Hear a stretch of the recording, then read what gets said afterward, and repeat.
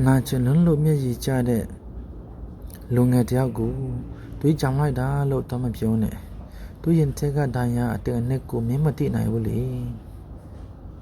ပြင်ပန်းလွန်းလို့အားရော့ဖို့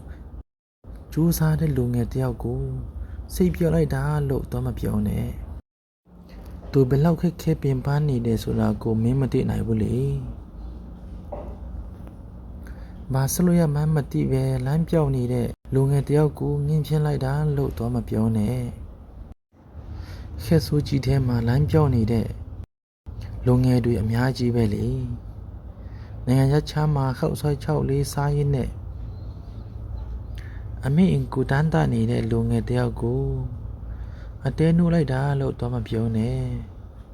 အမေအင်လောက်ပဲအရက်မှမနှွေးထီးဘူးဆိုတာကိုလူတိုင်းသိနေတာပဲလေဒါကြောင့်ခက်ဆိုးကြီးထဲမှာငိုကြွေးနေတဲ့လူငယ်တွေလမ်းပြောင်းနေတဲ့လူငယ်တွေအမေအင်ကိုတန်းတနေတဲ့လူငယ်တွေကိုအပြစ်မတင်ပါနဲ့ဖီးမနိုင်တဲ့လောက်ဖီးမပါလမ်းပြနိုင်တဲ့လောက်လမ်းပြပါလက်သွဲခေါ်နိုင်တဲ့လောက်လက်သွဲခေါ်ဖို့ကြိုးစားကြပါလို့ပဲဦးမချင်ပါတယ်ကွယ်